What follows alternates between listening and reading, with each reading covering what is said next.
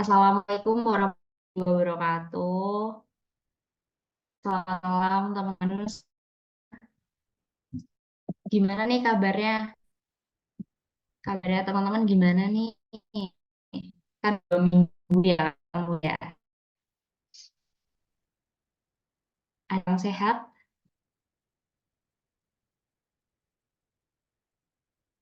Aku kebetulan baik. Ah, Yang lain,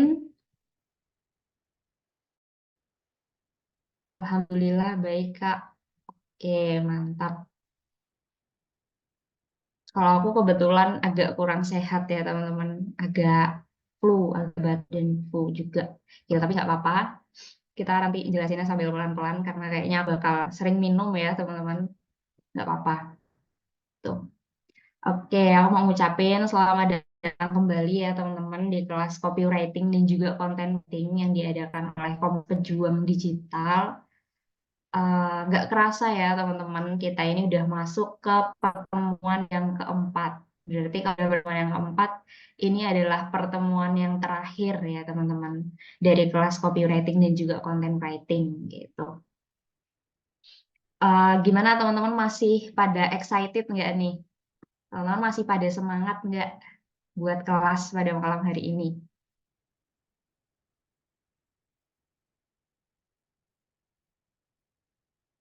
Harus masih dong ya, harus tetap excited dong ya, karena ini kelas terakhir dan materinya juga lumayan banyak, materinya juga lumayan eh, apa ya, lumayan eh, enak lah nanti didengar intinya gitu.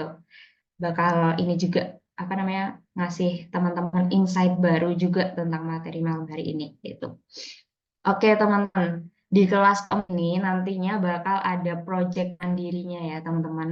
Sama kayak kelas copywriting di minggu kedua kemarin, itu nanti teman-teman bakal dikasih tugas. Nah, nanti tugasnya itu teman-teman kumpulkan bersama dengan teman-teman ngisi link absen ya gitu. Teman-teman harus ngerjain gitu.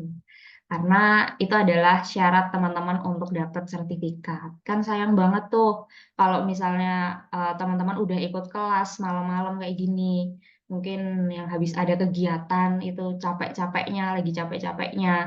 Tapi teman-teman nggak ngerjain tugas dan teman-teman nggak dapat sertifikat, itu kan sayang banget. Apalagi ini udah kelas keempat kan. Jadi teman-teman harus ngerjain tugasnya ya. Gitu. Oke, sebelum kita mulai ya teman-teman, boleh teman-teman untuk disiapin catatannya dulu, disiapin alat tulisnya dulu, terus disiapin dirinya teman-teman juga buat nerima materi malam hari ini. Dengerin doang itu kan masuk kuping kanan, keluar kuping kiri ya.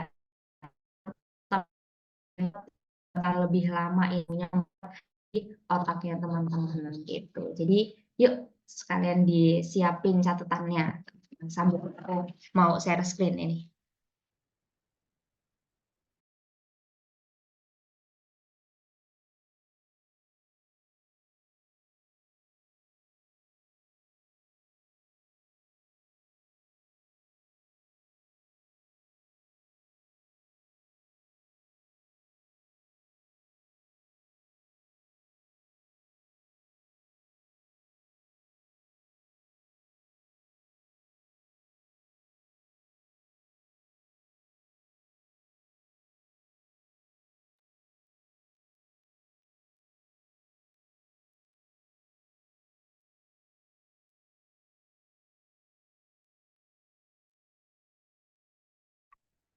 Bentar ya teman-teman. Kenapa sih? Oh,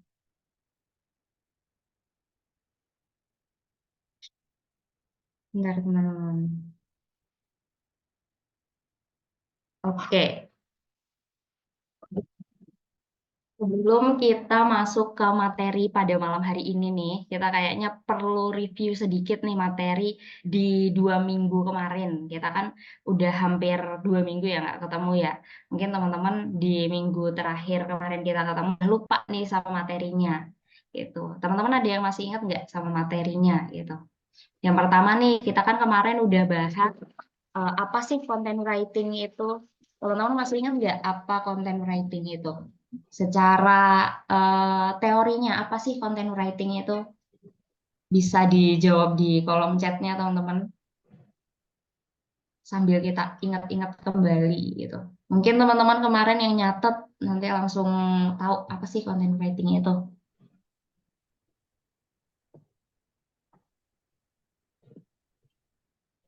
Ada yang masih ingat teman-teman? Ayo dibuka lagi. Apa sih content writing itu kemarin gitu. Atau ada yang mau on mic juga boleh banget teman-teman. Menjelaskan apa sih content writing yang udah aku jelasin kemarin gitu.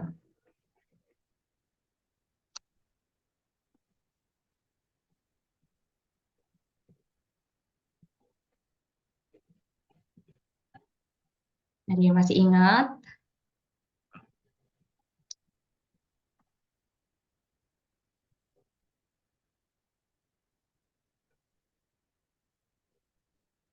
Apa ayo?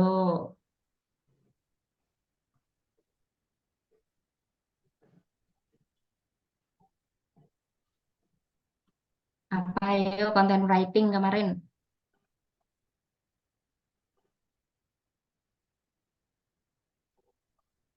Oke, kayaknya belum pada ingat ya. Oke, aku jelasin lagi aja ya. Jadi, teman-teman, content writing itu adalah proses menulis konten yang informatif, yang menginspirasi, dan juga punya value bagi pembaca atau audiens kita.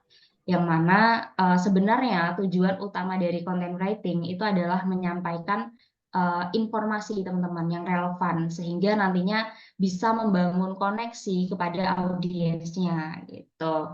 Nah, selain itu, content writing juga itu bisa mendorong audiens untuk mengambil tindakan, misalnya seperti nge-share konten, atau bahkan sampai ke tahap si audiens itu melakukan pembelian gitu. Udah ingat kan ya, content writing itu apa? Oke, sekarang lanjut ya. Kemarin aku juga udah jelasin kalau digital writing itu nggak cuma content writing aja, teman-teman. Tapi ada apa aja? Ada copywriting, terus kemudian ada UX writing. Teman-teman tahu nggak bedanya antara copywriting, content writing, dan juga UX writing itu apa? Coba jelasin secara singkatnya yang kemarin udah aku jelasin. Masih pada ingat nggak?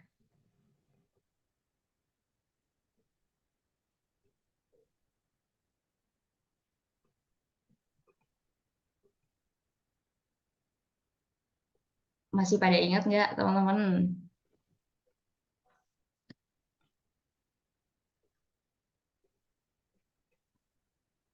Apa sih bedanya antara copywriting, content writing, dan juga UX writing?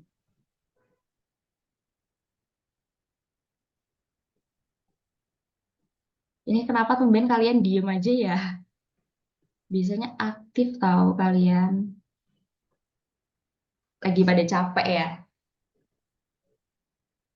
Lagi pada ngantuk, jangan-jangan. Oke, aku jelasin aja ya. Jadi, kalau content writing itu tujuannya adalah menghasilkan tulisan yang informatif, menghasilkan tulisan yang edukatif dan juga menghibur gitu. Tadi aku juga udah jelasin.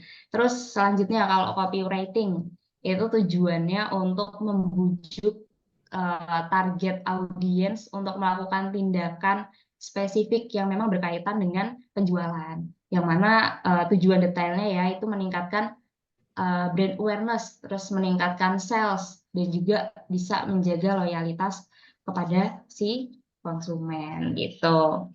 Terus yang terakhir ada UX writing. Kemarin juga ada yang baru dengar tentang UX writing. Itu adalah sebuah bentuk tulisan yang memang dicantumkan pada produk digital, teman-teman. Yang mana tugas si UX writer-nya itu adalah mencari sebuah diksi yang tepat biar si pengguna itu nyaman sama produk yang teman-teman tawarkan gitu. Itu kemarin bedanya antara copywriting, content writing, dan juga UX writing. Terus kemarin juga aku udah bahas jenis-jenis konten writing itu apa aja coba? Teman-teman masih ingat nggak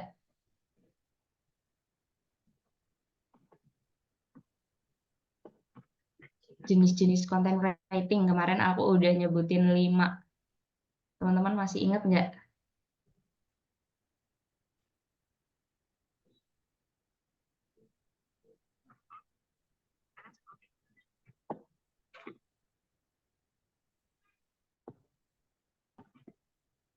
Ada yang masih ingat?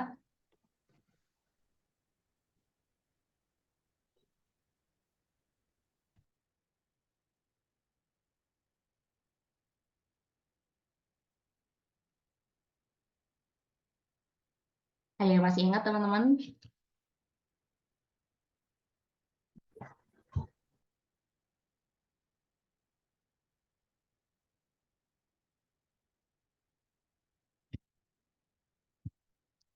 Oke, aku jelasin lagi aja ya. Jadi kemarin aku juga udah apa namanya nyebutin apa namanya jenis-jenis content writing itu ada apa aja. Yang pertama ada sosial media post, terus kemudian kemarin aku juga udah jelasin blog post, terus kemudian aku juga udah jelasin artikel edukasi, terus yang keempat ada infografis, dan yang terakhir ada ebook. Itu. Nah, nanti kita bakal bahas banyak tentang blog gitu. Seru banget kan? Apalagi buat teman-teman yang mulai bangun portofolio itu blog penting banget ya, teman-teman. Terus selanjutnya apa aja strategi yang digunakan saat menyiapkan konten? Kemarin teman-teman masih ingat nggak? Yang pertama, kita harus tentuin tujuannya dulu, teman-teman. Kita menulis konten itu mau gimana tipenya, gitu. Kita mau nulis konten yang informatif atau yang edukatif, gitu, tentuin dulu. Terus tujuan kontennya kita itu tuh mau ningkatin traffic kah? Atau untuk meningkatkan engagement aja kah? Lewat share, lewat save, dan komen, gitu-gitu. Terus habis itu yang kedua, kenalin audiensnya teman-teman. Kayak teman-teman tuh harus paham sama apa yang mereka butuhin, masalah apa yang sebenarnya lagi mereka hadepin. Terus habis itu sebenarnya apa sih yang mereka cari ketika mereka itu baca konten kita gitu. Jadi kita harus tentuin dulu tujuannya, terus kita harus kenalin dulu audiensnya, terus kita nggak lupa untuk ngelakuin riset, yang namanya riset. Dengan riset tersebut, teman-teman nanti itu bisa ngumpulin data, terus kemudian bisa ngumpulin fakta, baik dari Google, dari sosmed, ataupun sumber-sumber terpercaya lainnya, gitu. Terus yang keempat, strategi yang terakhir, teman-teman juga harus mempertimbangkan strukturnya.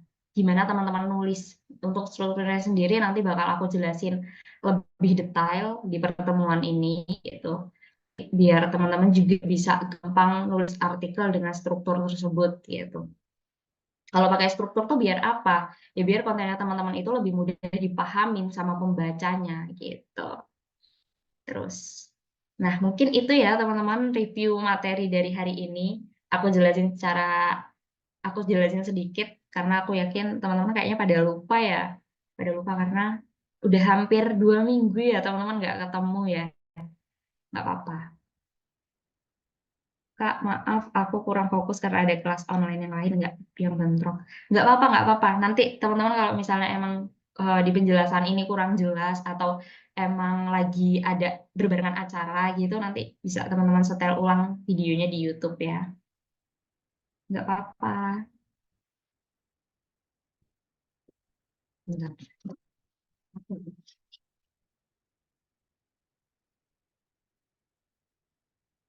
Oke, kita bakal bahas apa sih teman-teman? Yang pertama, kita bakal bahas cara membuat blog untuk pemula. Yang mana blog itu kan merupakan salah satu jenis dari content writing ya, teman-teman. Yang tadi juga udah aku sebutin sedikit. Dan ini akan menjadi menarik banget buat kita bahas lebih lanjut, apalagi buat teman-teman yang emang lagi bangun portofolio gitu. Apalagi teman-teman yang memang pengen banget menekunin dunia content writer gitu, content writing gitu. Terus habis itu yang kedua kita bakal bahas artikel yang SEO friendly gitu. Kalau kita bahas artikel, kita pasti nggak jauh-jauh sama yang namanya SEO ya teman-teman. Gitu. Jadi nanti bakal kita bahas. Terus yang ketiga, cara membuat artikel yang bisa jadi side job-nya teman-teman. Nah, nanti di sini kita bakal bahas strukturnya yang baik itu kayak gimana ketika membuat artikel gitu. Apa aja sih yang harus ada di dalam artikel itu gitu.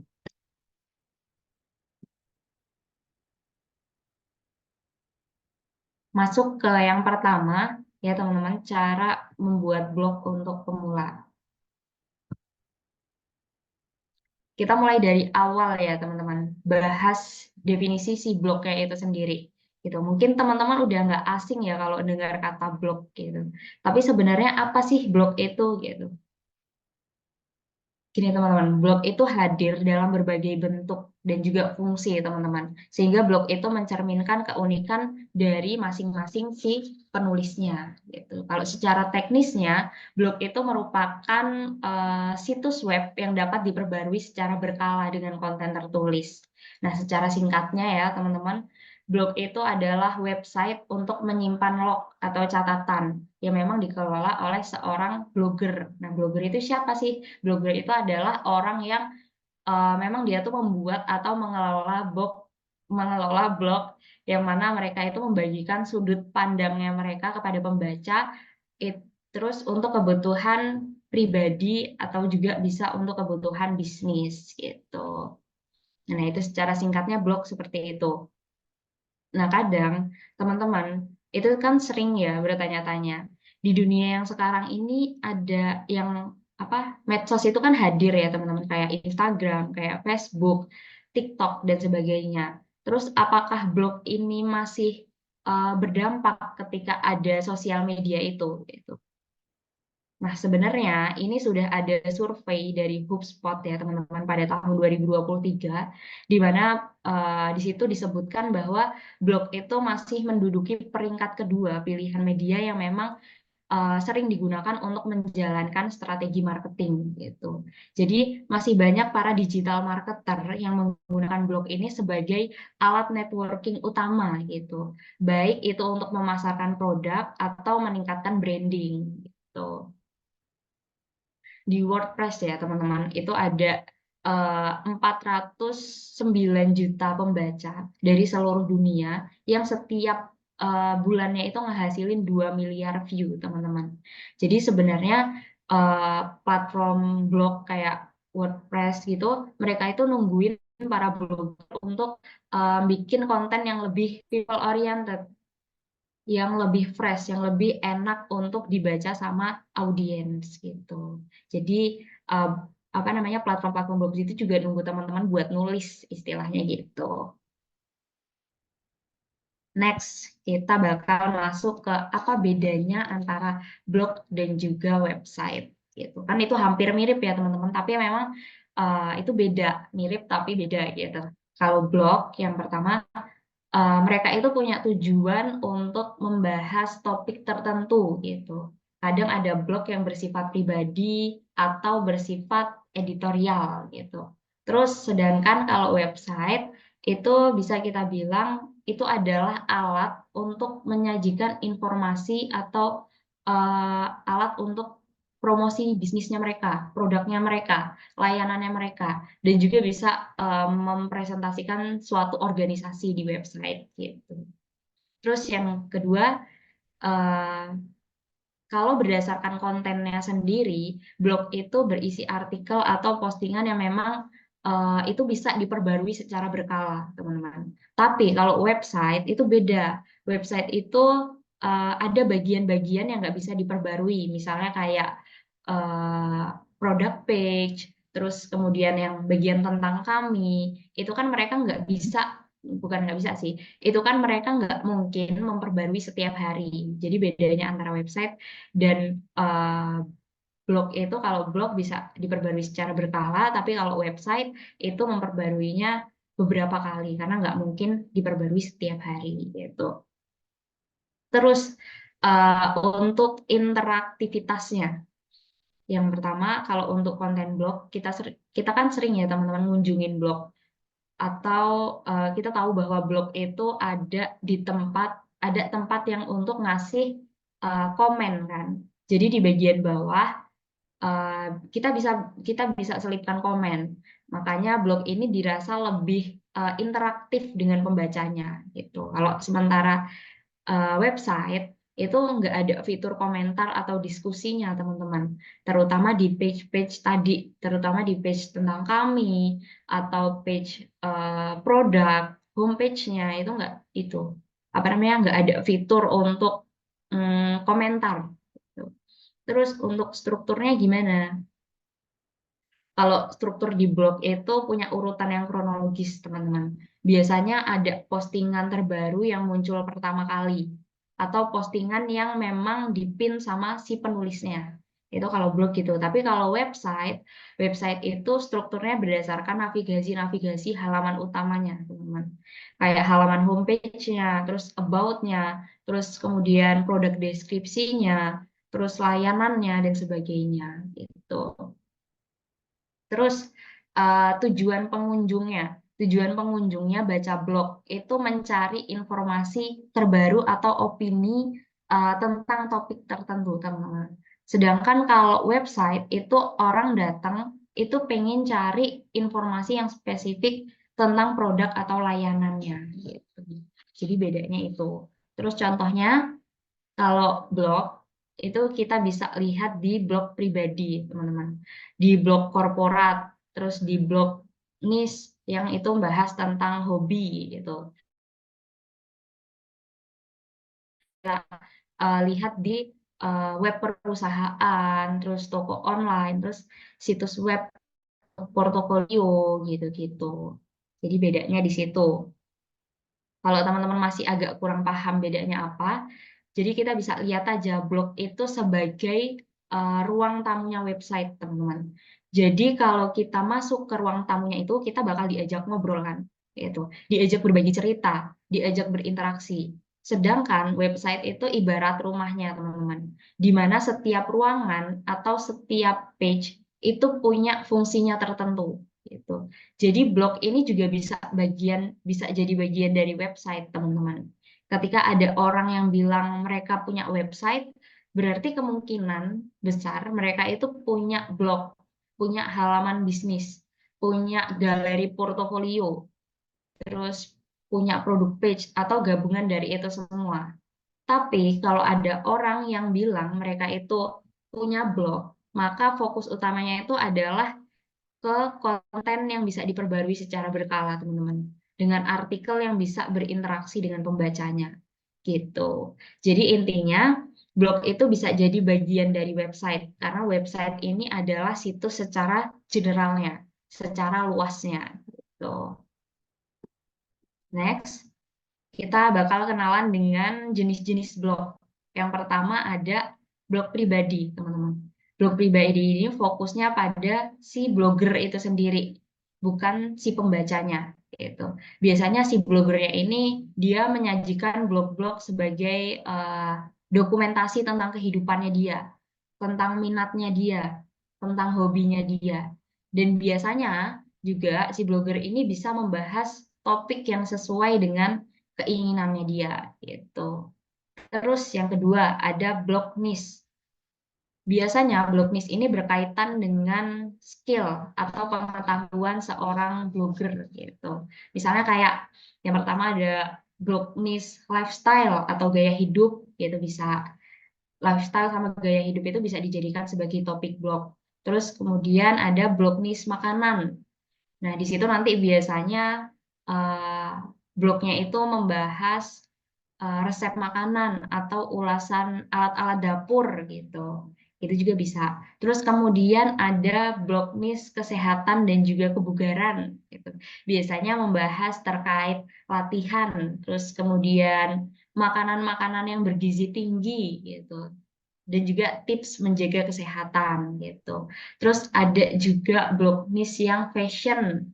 Biasanya nanti itu membahas tentang fashion, trend fashion, atau tips membeli barang seputar fashion gitu. Terus kemudian ada blog niche yang traveling gitu. Biasanya itu bisa membagikan cerita tentang perjalanan si blogger itu, menceritakan hobi jalan-jalannya. dan juga membagikan panduan tips perjalanan gitu. Terus yang ketiga ada blog perusahaan. Beberapa perusahaan memanfaatkan websitenya itu untuk terjun ke dunia blogging, teman-teman. Yang mana tujuannya itu untuk menarik pasar target dengan memposting konten-konten yang memang itu seputar bisnis atau perusahaan. Juga bisa memberikan informasi kepada pembaca tentang organisasinya dia, gitu. Terus yang keempat ada blog afiliasi. Yang terakhir ya ini ya. Blog ini fokusnya ke affiliate marketing ya, teman-teman. Apa sih affiliate marketing itu gitu? Itu adalah teknik pemasaran dengan mempromosikan produk atau layanan pihak ketiga melalui platform online. Biasanya si blogger ini menyediakan link di postingannya yang mengarahkan pembaca untuk pergi ke suatu toko online gitu. Jadi pembaca ketika mengeklik link tersebut dan membeli produk di blog tersebut, itu maka si blogger akan mendapatkan uang dari blognya gitu. Mungkin gampangannya kalau teman-teman lihat di blog itu ketika teman-teman baca terus kemudian teman-teman diarahkan ke e-commerce-nya langsung gitu. Itu contoh blog afiliasi. Gitu. Terus next kita ke fungsi blog. Kenapa blog itu penting? Gitu. Yang pertama, dengan blog dapat membangun personal branding. Gitu. Di dalam blog kita bisa menunjukkan keahlian kita, nilai-nilai dari diri kita. Gitu. Terus yang kedua, sebagai dokumentasi digital, teman-teman. Jadi kadang blog ini dijadikan sebagai dokumentasi perjalanan hidup, gitu, pengalaman atau juga passion yang kita pelajarin. Tuh. Terus yang ketiga, blog ini sebagai ruang untuk berbagi ilmu, teman-teman. Blog ini bisa dipakai untuk berbagi ilmu kepada banyak orang. Apa namanya? Blog ini bisa digunakan untuk berbagi informasi, insight, terus keterampilan yang memang si blogger punya, yang bisa dibagikan untuk orang banyak, gitu. Terus yang keempat, blog ini berguna sebagai alat pemasaran, teman-teman. Kalau dari perspektif bisnis ya, teman-teman, itu bisa digunakan sebagai alat pemasaran. Jadi blog ini digunakan untuk mendapatkan kepercayaan kepada pelanggan biasanya. Terus memperkenalkan produk baru, itu juga bisa. Dan juga mendengarkan masukan dari konsumennya, gitu. Terus yang kelima, blog ini apa namanya sebagai edukasi dan juga kreativitas karena blog ini menyediakan wadah yang memungkinkan kita untuk belajar dari orang lain dan juga bisa berkembang bareng orang lain itu gitu. Terus yang terakhir dapat membangun komunitas. Blog ini juga bisa jadi platform untuk membangun komunitas seputar minat atau topik tertentu, teman-teman. Nah, lewat blog nanti kita juga bisa diskusi, kita bisa tukeran ide dan juga bikin kolaborasi bareng pembaca gitu.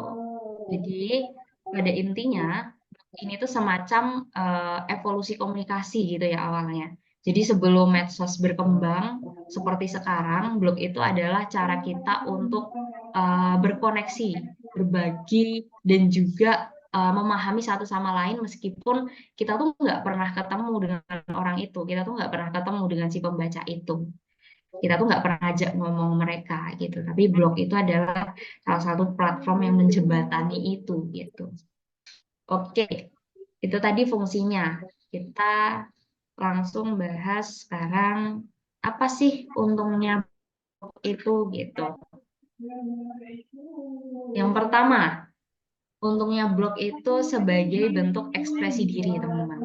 Nulis blog itu kayak ngasih kesempatan untuk mengekspresikan diri kita sendiri, menyampaikan ide-ide kita, serta membagikan cerita dan juga pengalaman pribadi. Gitu.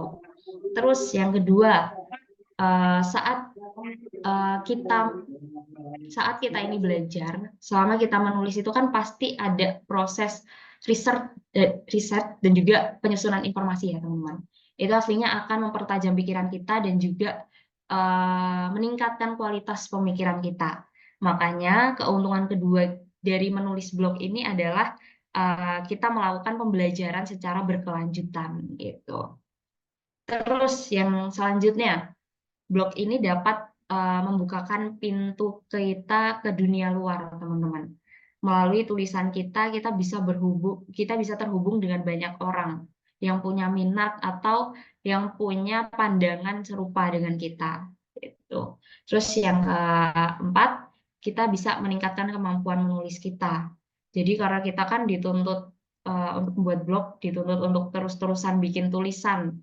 Makanya semakin sering kita nulis, semakin bagus juga tulisan kita, semakin meningkat juga kemampuan menulis kita. Gitu. Terus lanjut, kita dapat nilai personal branding karena ada online proses dari blog ini. Gitu.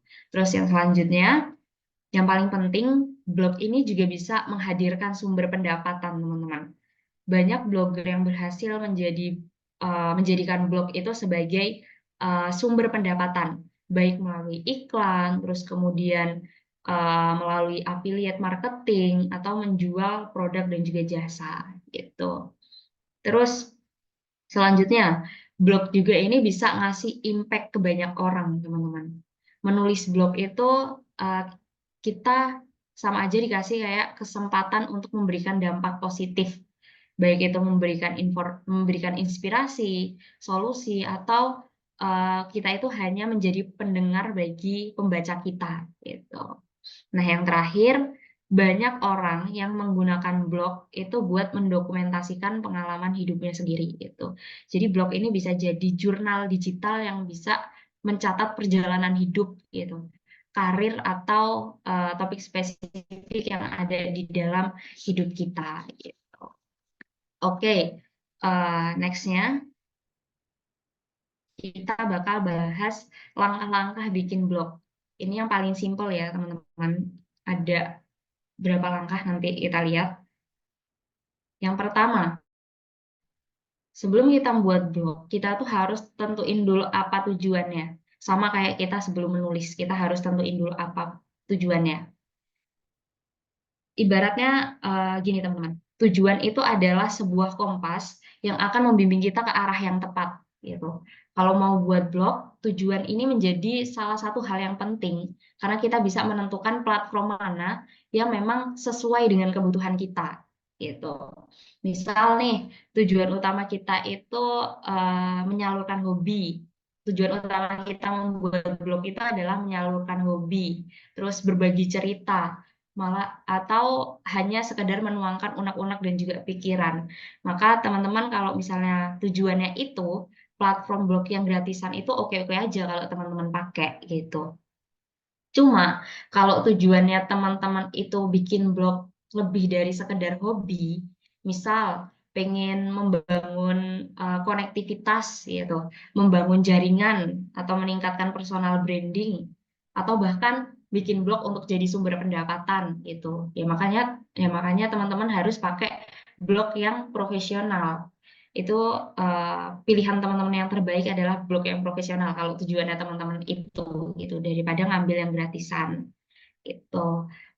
Blog profesional ini maksudnya apa sih? Jadi blog profesional ini maksudnya adalah blog yang memerlukan investasi agak lebih ya teman-teman daripada yang gratisan gitu. Jadi nggak cuma menuntut kita buat nulis aja, nggak cuma nuntut kita buat mengorbankan waktu aja dan juga tenaga, tapi kita istilahnya kayak harus ngemodal gitu untuk blog profesional ini gitu. Jadi dengan demikian apa namanya, konten-konten kita lebih profesional kalau kita bisa pakai blog yang dia itu berbayar gitu. Terus selanjutnya, ini dulu niche teman-teman. Niche itu apa sih? Niche itu adalah sebuah jantung dari blog kita, teman-teman. Niche itu kebanyakan jadi pembeda dan juga identitas khusus di tengah lautan blog yang ada di media internet ini. Kenapa niche itu penting gitu? Jadi anggap aja kayak gini teman-teman. Teman-teman ada di sebuah bazar buku dengan ratusan stand dan buku-buku yang menarik pastinya. Pastinya teman-teman nggak akan mengunjungin semua stand itu kan. Soalnya kita lebih tertarik untuk mengunjungi satu khusus yang jualan buku yang sesuai dengan kebutuhan kita, yang sesuai dengan kesukaan kita gitu. Demikian demikian pula blog gitu, sama aja kayak blog. Saat kita memiliki niche tertentu, blog itu akan lebih mudah ditemukan pembaca yang memang sedang punya kebutuhan untuk mencari atau membaca informasi seputar topik tertentu gitu. Selain itu, menentukan niche juga bisa ngebantu kita sebagai penulis untuk lebih fokus dalam menulis ya teman-teman. Jadi kita lebih mudah menemukan inspirasi dan juga ide-ide segar untuk konten-konten kita nanti gitu. Yang paling penting ketika kita punya konsistensi dalam satu niche itu teman-teman, itu juga kita bakal dapat kredibilitas. Kita bakal jadi referensi. Maksudnya itu menjadi salah satu orang yang punya authority di bidang itu gitu. Jadi pentingnya niche itu seperti itu. Selanjutnya tips untuk menentukan niche itu kayak gimana sih Kak? Gitu. Yang pertama saran aku teman-teman pilih niche yang sesuai passion dan juga keahlian. Jadi kenapa pilih passion atau keahlian? Kalau passion kita di situ pasti kita cinta kan sama hal yang itu gitu. Kalau nulis apa yang kita cintai itu kan biasanya proses menulis kita tuh jadi bisa tambah nyenengin kan gitu. Nah, sama dengan keahlian. Kalau kita ahli pada suatu hal, maka nulisnya itu jadi lebih mudah, teman-teman. Nanti proses bloggingnya juga itu akan terasa lebih gampang buat kita. Jadi kalau bisa teman-teman pakai niche dan juga passion gitu buat nulis blog. Terus yang kedua, teman-teman kalau misalnya nggak punya passion, kalau misalnya teman-teman juga nggak punya keahlian, itu teman-teman bisa cek tren dan juga permintaan. Bisa cek lewat Google Trend, topik mana yang memang paling trendy, di mana topik yang memang sedang banyak dicari gitu. Terus teman-teman juga teman-teman kemudian riset pesaingnya teman-teman gitu, riset kompetitornya teman-teman. Apakah banyak kompetitornya? Apakah masih ada ruang supaya teman-teman itu bisa berjuang dan menulis hal yang sama gitu.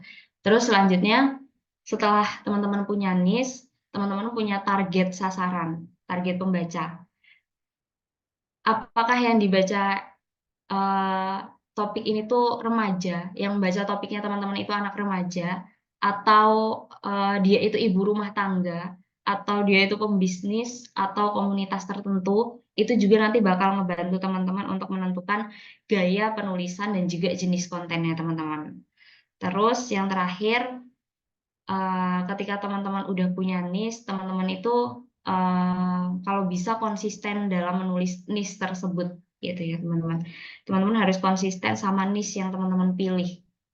Jadi jangan cuma mempertimbangkan tren aja, tapi pertimbangkan apa kita sendiri itu tuh punya komitmen dalam menulisnya gitu. Makanya saran aku ke teman-teman adalah pilih niche yang sesuai passion dan juga keahliannya teman-teman tadi itu. Biar teman-teman itu konsisten nulisnya gitu. Terus selanjutnya teman-teman bisa menggunakan domain.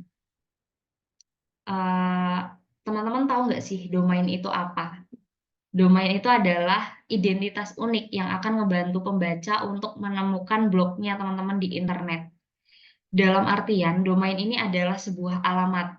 Sementara nanti aku bakal bahas tentang hosting ya teman-teman. Hosting itu adalah rumahnya. Jadi domain ini alamatnya, kalau hosting itu rumahnya. Kalau misalnya alamat itu kan, kalau misalnya rumah, itu kan pasti ada alamatnya tuh teman-teman. Kayak misalnya di jalan apa, RT berapa, RW berapa. Nah, itu domain itu fungsinya kayak alamat gitu. Di mana tamunya teman-teman itu bisa menemukan rumahnya teman-teman pakai alamat itu gitu. Tapi kalau rumahnya sendiri itu biasa disebut dengan hosting. Nanti bakal kita bahas di slide berikutnya. Aku balik lagi ke domain. Ada beberapa jenis top level domain yang emang sering dipakai oleh banyak orang, teman-teman. Kayak .com, terus kayak .net, terus kayak .info itu adalah domain dengan eksistensi domain yang paling populer di Indonesia gitu. Jadi teman-teman kalau mau buat domain bisa pakai kayak gitu. Terus teman-teman biasanya kalau yang populer gitu kan udah sering diambil nih. Kalau udah ada yang pakai ya kita nggak bisa pakai gitu. Misalnya kalau mau ngecek ketersediaan nama domainnya teman-teman bisa cek di godaddy.com gitu. Nanti bisa ketahuan udah kepakai belum itu domainnya gitu. Terus selanjutnya tips teman-teman untuk memilih domain. Yang pertama, teman-teman itu sesuaikan dengan nama atau niche-nya teman-teman. Misal teman-teman buat blog itu tentang masak-memasak gitu. Ya nanti domainnya teman-teman bisa ditulis masakmemasak.com atau kulineran.com gitu-gitu. Bisa. Terus yang kedua, eh, cari kata-kata yang memang itu mudah diingat, teman-teman. Yang pendek, yang jelas, dan juga bikin pembaca itu pengen langsung mengunjungin blognya teman-teman lagi gitu. Terus yang ketiga, hindarin angka, teman-teman. Dan juga tanda hubung. Karena angka dan juga tanda hubung itu kadang membingungkan pembaca dan juga sulit untuk diingat gitu. Terus yang keempat, harus sesuai dengan target pasarnya juga gitu. Terus next next kita menggunakan hosting. Seperti yang udah aku tadi bilang, kalau misalnya domain itu kan alamatnya, kalau hosting itu adalah rumahnya, teman-teman. Tanpa hosting itu blog itu cuma sekumpulan kode dan juga gambar yang dia itu nggak punya tempat untuk berdialog gitu. Oleh karena itu, teman-teman ketika memilih hosting itu pentingnya sama kayak teman-teman memilih domain. Ada beberapa layanan hosting yang memang lumayan terkenal di Indonesia. Itu ada Niaga Hoster sama Dewa Web. Itu mungkin teman-teman bisa cari informasinya di situ tentang domain, tentang hosting maksudnya. Nah, mungkin teman-teman yang baru mulai ngeblogging, itu kalau menurut aku bisa beli hosting yang durasinya 1 tahun aja, teman-teman. Karena 1 tahun itu adalah waktu yang cukup ya untuk mengevaluasi sejauh mana komitmen dan juga konsistensi teman-teman dalam mengelola blog. Misalnya teman-teman udah lewat 1 tahun nih ngeblog apa apa ngeblogging gitu ya. Teman-teman udah bisa lihat itu, oh aku lumayan konsisten ya 1 tahun ini gitu, lumayan rajin ya gitu. Ternyata bisa update setiap minggunya juga gitu. Ya, lanjutin aja teman-teman nanti di tahun kedua dengan paket bundling yang memang lebih lama. Misalnya teman-teman nanti bisa beli paket yang 3 tahun atau sekalian yang 5 tahun gitu. Dengan begitu teman-teman nggak perlu repot-repot lagi kan kayak memperpanjang kontrak hosting setiap tahunnya dan malah bisa dapetin diskon yang lebih ekonomis gitu. Terus tips teman-teman untuk memilih hosting, yang pertama dilihat dulu aja kapasitasnya. Gimana sesuai nggak sama kebutuhannya teman-teman. Misal kalau teman-teman rencananya punya blog nanti bakal mengunggah banyak gambar atau video gitu. Berarti harus cari apa namanya hosting yang memang kapasitasnya itu besar, ruang penyimpanannya itu besar gitu. Terus yang kedua, ini juga penting ya teman-teman. Yang kedua adalah dukungan teknis. Pastiin teman-teman penyedia hostingnya itu punya layanan yang 24/7, teman-teman. Dalam artian ketika blognya teman-teman itu trouble, tag apa namanya kayak trouble-nya itu di jam-jam tertentu, jam-jam rawan, tengah malam gitu. Itu kan mereka punya service atau support yang memadai untuk melayani kita sebagai pengguna di jam-jam seperti itu gitu. Terus teman-teman juga lihat fitur tambahannya di hosting. Terus selanjutnya teman-teman juga bisa lihat ulasan pelanggannya juga. Nah, dari ulasan pelanggan itu biasanya kita tahu nih supportnya bagus atau enggak gitu. Terus selanjutnya setelah kita pakai yang domain, setelah kita pakai yang namanya hosting, selanjutnya masuk ke hal-hal kreatifnya ya teman-teman. Seperti membuat konten planning gitu. Sebelum nulis konten, apalagi konten blog ya teman-teman, ada langkah-langkah penting yang kadang itu terabaikan. Biasanya awal-awal itu kita males banget ya punya urusan sama perencanaan konten gitu. Padahal punya konten yang tersusun, punya konten planning itu akan memudahkan proses penulisan kita ke depannya. Juga kita memastikan bahwa setiap tulisan kita itu punya tujuan, punya sasaran, terus punya target market yang jelas gitu. Terus merencanakan konten itu bisa dimulai dari membreakdown niche teman-teman atau topik utama dalam blog. Contohnya, misal kita memilih niche tentang kesehatan, maka nanti kita bisa pakai subtopik yang memang diangkat seperti nutrisi, terus habis itu olahraga, terus kesehatan mental dan lain sebagainya. Itu bisa teman-teman pakai subtopiknya. Nah, dari setiap subtopik ini nanti bisa kita eksplorasi lebih lanjut, teman-teman. Beberapa keywordnya atau kata kuncinya untuk membuat itu tuh lebih spesifik lagi gitu. Misal, tadi subtopik nutrisi, kita bisa nulis manfaat buah-buahan, cara menyeimbangkan asupan karbohidrat, atau suplemen tentang kesehatan tulang gitu. Itu kan masuk ke subtopik nutrisi ya teman-teman. Nah nanti dengan breakdown gini kan biasanya pikiran kita tuh lebih runut dan konten-konten ngeblog dan konten blog kita itu jadi lebih terarah gitu teman-teman. Terus selanjutnya ini ada sedikit tips buat merencanakan konten. Yang pertama, teman-teman bisa buat daftar ide terlebih dahulu. Bisa teman-teman catat ide-idenya yang muncul di kepala teman-teman. Misal teman-teman lagi baca, terus teman-teman lagi dengar musik, atau teman-teman lagi jalan-jalan. Kalau tiba-tiba muncul ide, ya udah tulis aja, catat aja biar nggak lupa gitu. Terus jadwalkan penulisan teman-teman. Teman-teman harus tahu kapan waktunya buat nulis, kapan deadline buat diri sendiri itu penting juga ya teman-teman untuk mengembangkan blog gitu. Terus yang ketiga, teman-teman jangan lupa untuk riset. Sebelum teman-teman nulis, itu teman-teman harus riset terlebih dahulu. Pastiin informasi kita tuh masih akurat dan juga relevan nggak gitu.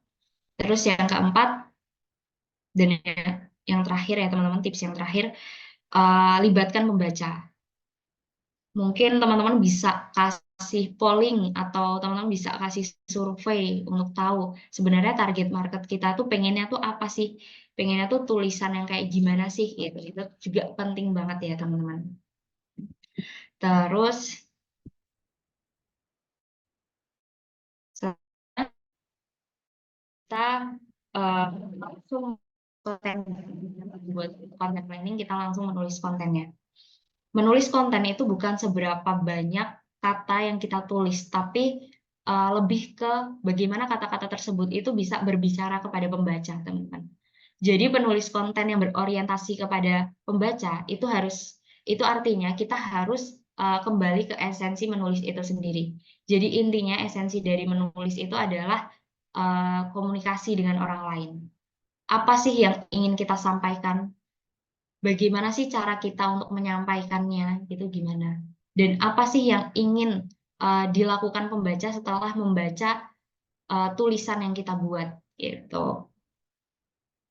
Misalnya ketika kita memastikan jawaban dari pertanyaan-pertanyaan ini, itu bisa jadi landasan kita dalam menulis konten teman-teman, menulis konten yang memang itu people oriented, yang memang itu ditujukan kepada pembaca. Jadi SEO aja sebenarnya nggak cukup, teman-teman. Kita harus tetap memastikan ketika kita menulis itu orientasinya kepada si pembaca. Gitu.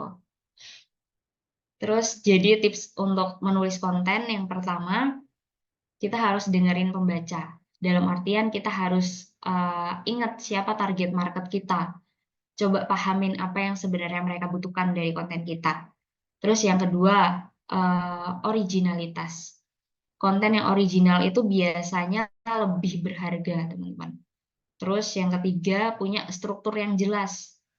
pembaca itu lebih menyukai konten-konten yang struktur. Jadi teman-teman harus pakai subjudul, terus teman-teman pakai poin-poin dan juga paragraf pendek yang memang itu memudahkan si pembaca untuk menyerap informasinya gitu.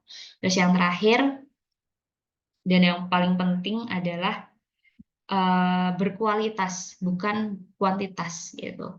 Lebih baik menulis satu artikel yang berkualitas setiap minggunya daripada kalian menulis setiap hari tanpa pendalaman isi kontennya teman-teman gitu.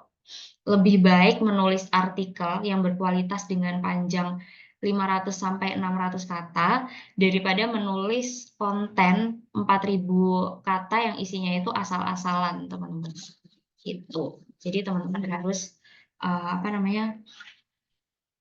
harus pastiin kontennya teman-teman itu berkualitas.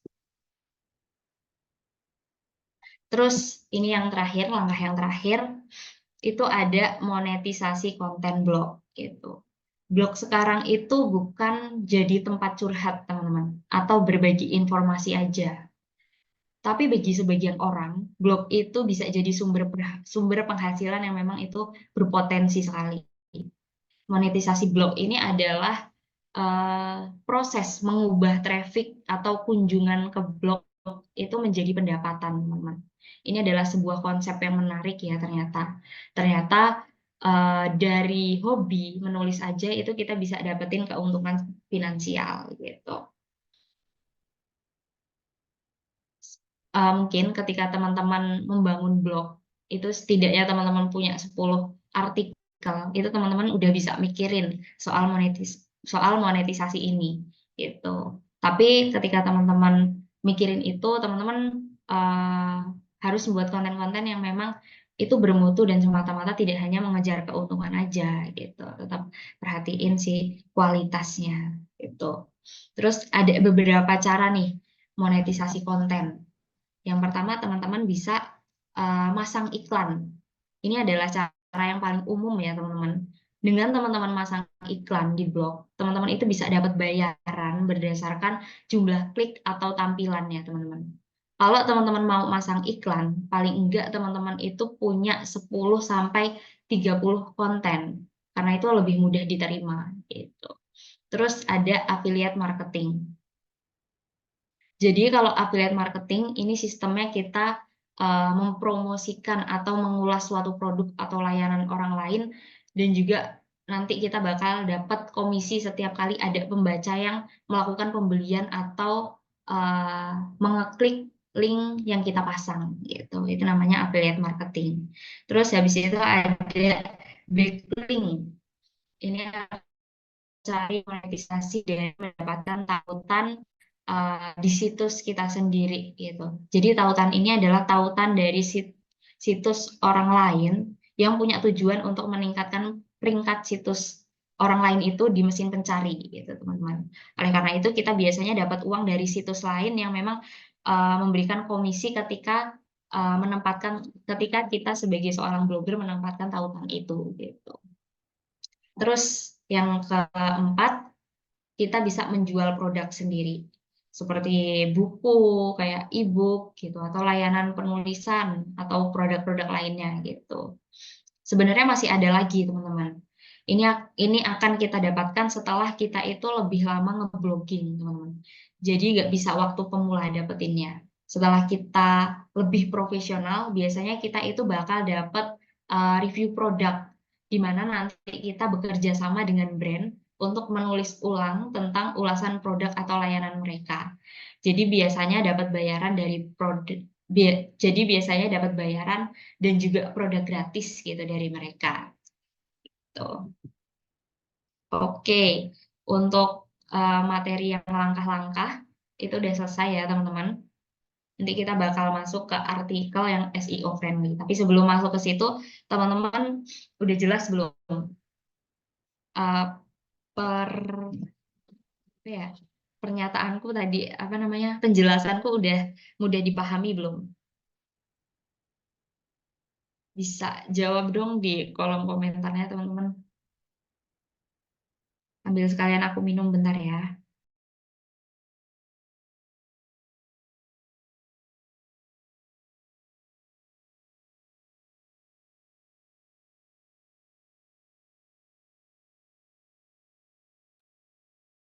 Teman-teman udah paham tentang materi yang udah aku jelasin? Kalau udah paham, kita bakal lanjut ke materi selanjutnya.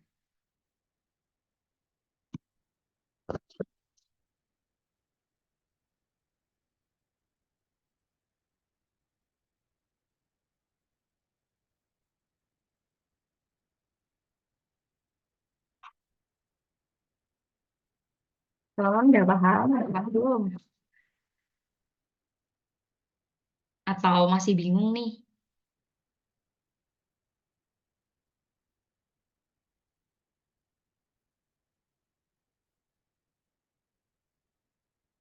Ada yang masih dibingungin, teman-teman?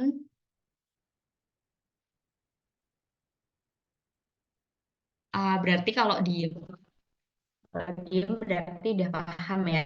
Udah aku anggap paham ya, teman-teman. Mungkin nanti teman-teman kalau misalnya ada yang mau tanya, bisa tanya di akhir di kolom Q&A.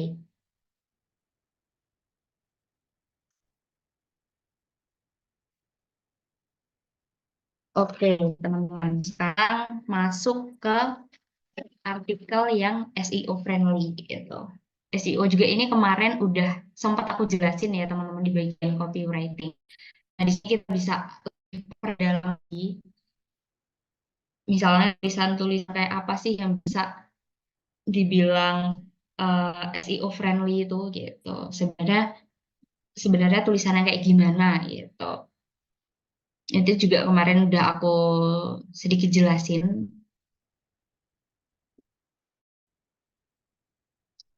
Sebentar, teman-teman.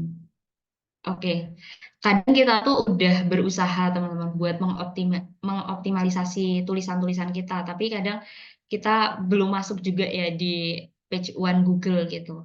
Atau malah kadang ada teman-teman yang nulis aja gitu, nggak apa-ngapain dengan tema yang kayak ya udah deh temanya itu aja gitu. Tapi dengan tema yang kita search keywordnya itu tiba-tiba masuk ke halaman pertama gitu kan.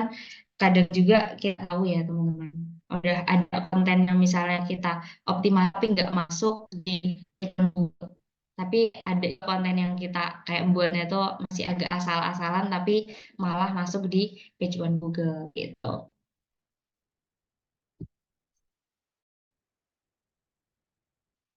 Oke, oke. Untuk pertanyaannya nanti ya aku jawab ya. Oke, lanjut ke SEO. Yang pertama, konten-konten yang kita buat itu trennya harus bergerak, teman-teman. Dari tulisan yang 300 sampai 400 kata, itu jadi tulisan yang di atas 500 kata sekarang. Jadi makin banyak katanya itu makin bagus. Kalau bisa, teman-teman tuh nulis yang in-depth. Maksudnya in-depth itu teman-teman bisa riset eh, secara mendalam gitu, teman-teman. Kalau bisa in-depth-nya itu yang 1.000 kata ya, teman-teman. Bahkan sekarang ada blog-blog yang dia itu kayak apa namanya, kayak balap-balapan untuk memasukkan konten dengan keyword tertentu gitu, teman-teman. Itu balap-balapannya itu kayak banyak-banyakan konten gitu.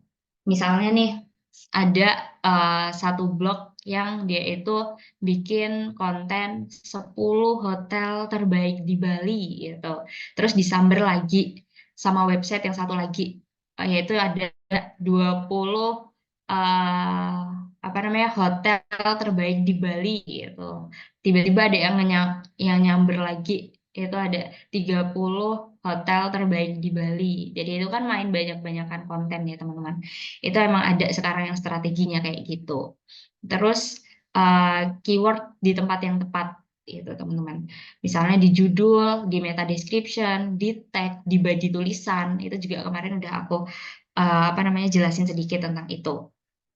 Terus bobot jumlah keyword itu ada 2%, teman-teman, dari totalnya.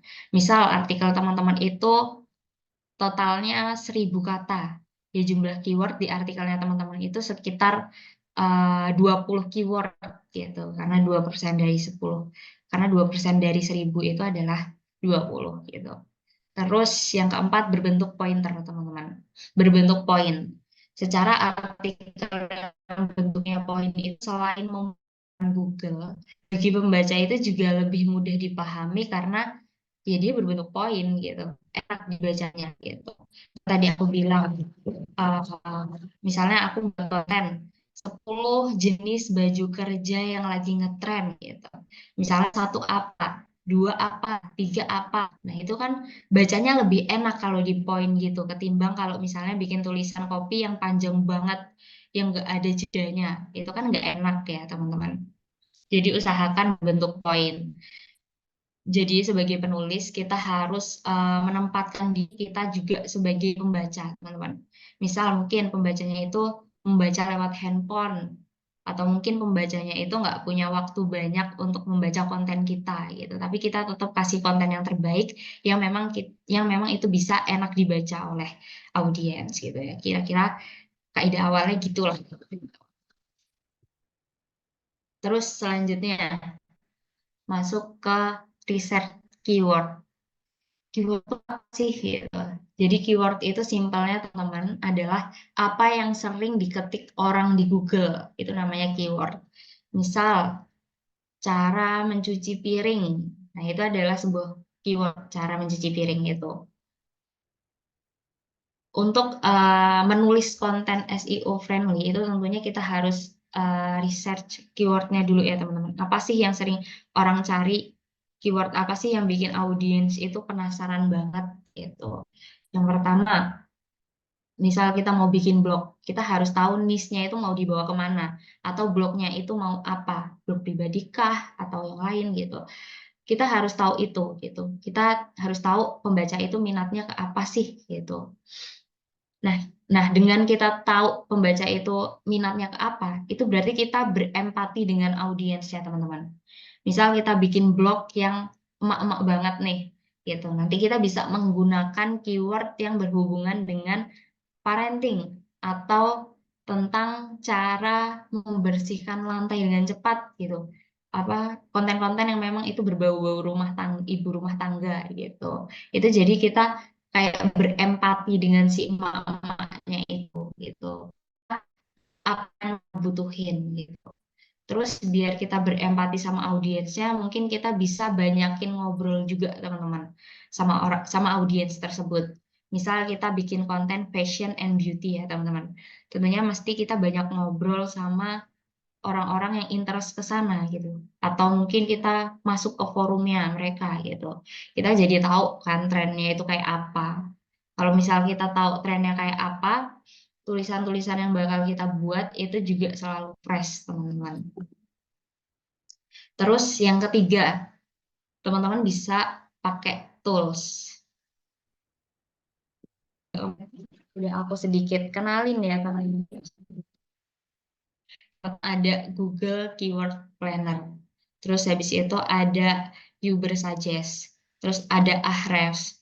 Ini kemarin juga udah sempat kita coba ya yang Ahrefs teman-teman. Tapi yang Ahrefs itu nggak selamanya berbayar ya. Nggak selamanya gratis ya teman-teman. Ada masanya berbayar. Jadi teman-teman bisa pakai Ahrefs itu awal-awal doang gitu karena berbayar gitu. Terus ada SEMrush, terus ada Google Suggest. Oke. Terus hanya aku rekomendasiin ketika teman-teman masa berbayar, teman-teman Google Suggest. Ini enak banget teman-teman, ini juga gratis. Teman-teman bisa cari keywordnya yang teman-teman cari itu juga hampir mirip sama kayak Ahrefs. Di situ ada search power juga teman-teman.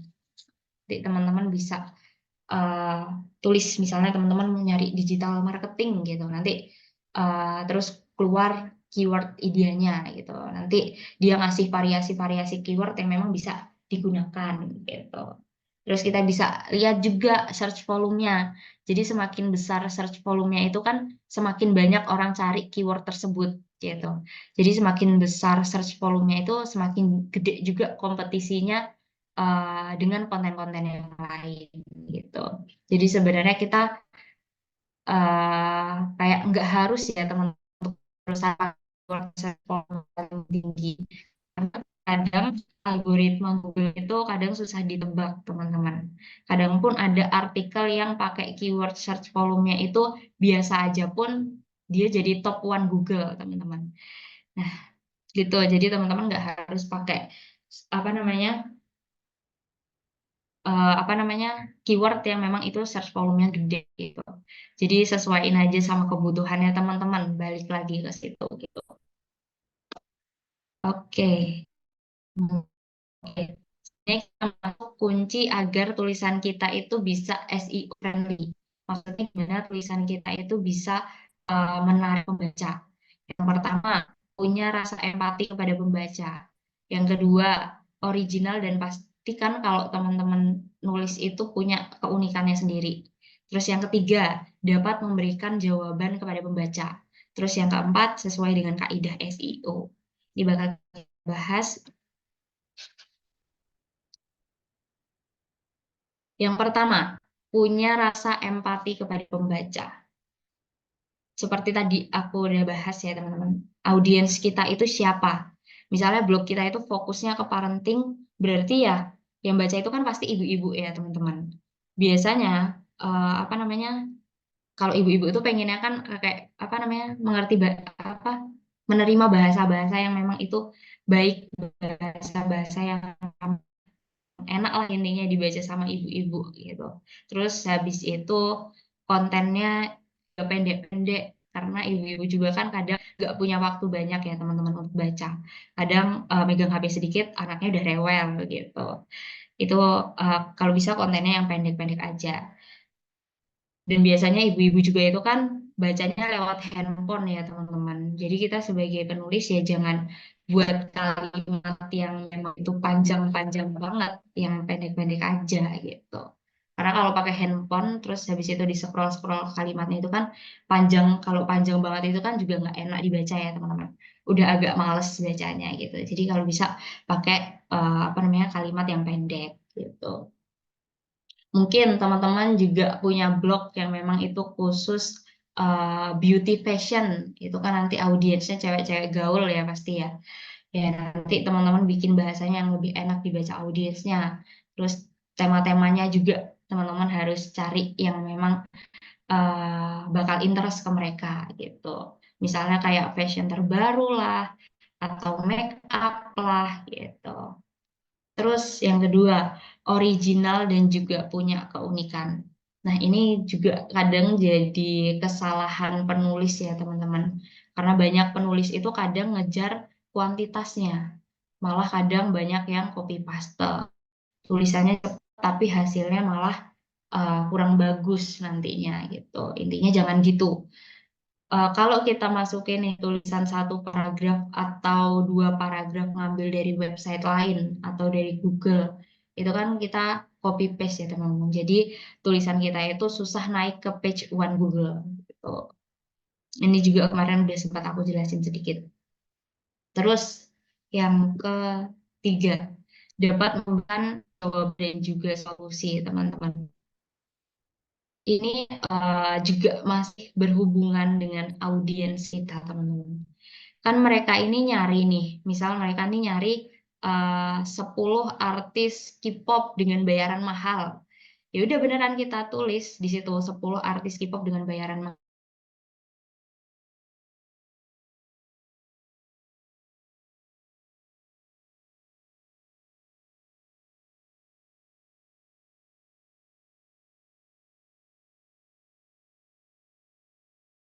Banyak, sedangkan cara artikel tentang cara mencuci baju itu cuma 200 kata, padahal harus di atas 500 kata. Terus malah kita masukin kayak sejarah baju lah, terus habis itu sejarah sabun cuci lah, itu yang nggak bisa ya teman-teman. Itu bakal kayak buat apa namanya, kayak bikin bingung lah istilahnya gitu. Jadi pinter-pinternya teman-teman aja, teman-teman bisa masukin menulis baju dengan manual atau cara mencuci baju dengan mesin cuci gitu. Teman-teman tulis aja kayak gitu sampai 500 kata. Jangan yang apa namanya? Jangan yang bertele-tele lah intinya gitu. Apalagi masuk masuk sampai sejarah-sejarahnya gitu, jangan gitu. Terus yang terakhir, teman-teman harus sesuai kaidah SEO gitu.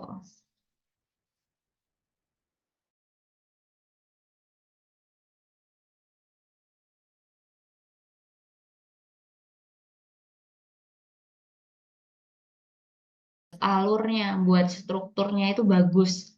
Terus desain desain blog kita juga itu bagus. Apa desain itu bukan hanya estetik aja ya teman-teman, tapi gimana pengalaman orang lihat tulisan kita itu nggak ribet gitu. Itu namanya desain blog gitu. Terus juga bisa pakai gambar gitu. Terus yang kedua, membuat pembaca itu nggak hilang-hilangan dari blog kita teman-teman.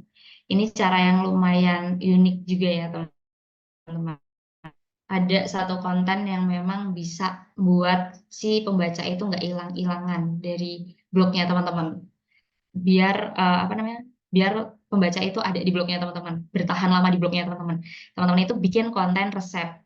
Soalnya apa? Soalnya kalau lagi dipraktekin konten-konten resep itu kan bakal dibuka terus ya teman-teman sama si pembacanya gitu. Jadi teman-teman bisa buat konten itu gitu.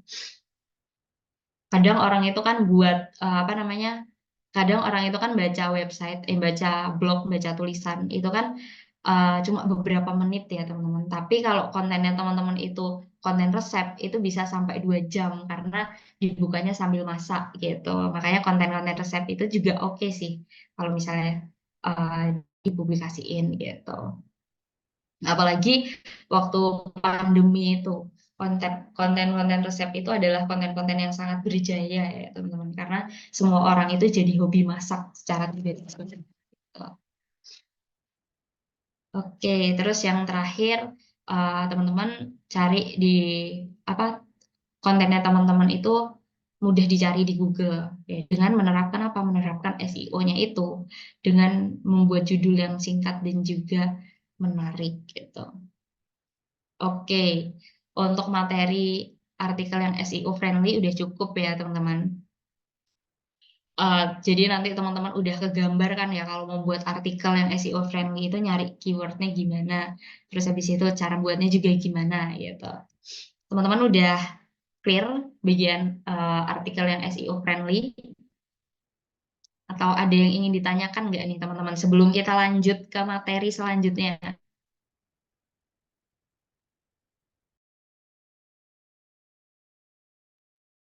Oke, aku sambil nunggu teman-teman kalau ada yang mau bertanya.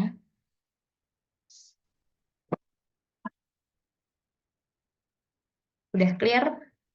Lanjut dulu Kak. Oke. Oke, sebentar. Aku minum bentar ya.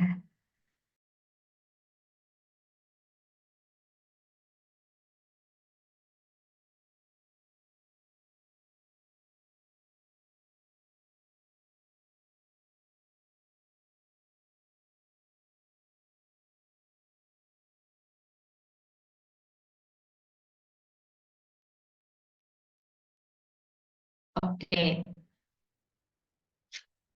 Oke, kita masuk ke materi yang terakhir ini, teman-teman. Ini singkat aja ya, teman-teman. Sekarang udah jam. Oke. Ini cara membuat artikel yang menarik dan juga bisa jadi side job-nya, teman-teman. Kenapa ini bisa jadi side job-nya, teman-teman? Karena pembuatan artikel ini bisa dikerjain di mana aja dan kapan aja, teman-teman. Biasanya freelance itu kan mengerjakan ini gitu. Jadi bisa jadi side job-nya, teman-teman. Di bagian ini, bentar. Di bagian ini nanti kita bakal ngebahas 4 poin, teman-teman. Yang pertama ada jenis penulis artikel. Terus yang kedua ada gimana caranya mencari ide dalam menulis artikel. Terus yang keempat ada kerangka artikel itu ada apa aja sih, gitu. Terus yang ke terus yang keempat terus yang keempat apa aja sih yang harus ditulis dalam artikel itu, gitu. Oke, kita kenalan sedikit sama profesi penulis artikel itu.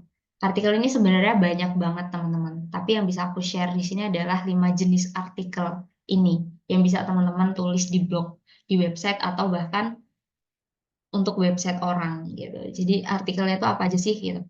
Yang pertama, penulis artikel narasi. Itu nanti teman-teman menyampaikan peristiwa yang terjadi. Misal waktu itu sempat booming kan tentang nenek-nenek mandi lumpur. Itu peristiwanya bisa teman-teman jadikan salah satu tulisan. Nanti hasil tulisannya itu adalah artikel narasi yang mana menceritakan si apa namanya peristiwa si nenek-nenek itu gitu. Terus ada artikel persuasi gitu. Ini adalah artikel kayak ajakan gitu teman-teman. Ajakan si penulis ini mau apa gitu. Terus selanjutnya ada artikel argumentasi teman-teman. Ini adalah artikel yang memberikan gagasan atau teori atau sebab akibat untuk sebuah fenomena, teman-teman. Terus yang keempat ada artikel deskripsi, di mana itu nanti mendeskripsikan suatu tempat atau wilayah, misalnya kayak teman-teman buat artikel kayak hotel-hotel, terus kemudian restoran-restoran baru, itu nanti masuknya ke artikel deskripsi gitu. Terus yang terakhir ada artikel review. Itu adalah artikel pendapat subjektif dari penulis, teman-teman, tentang suatu hal yang memang telah dirasakan.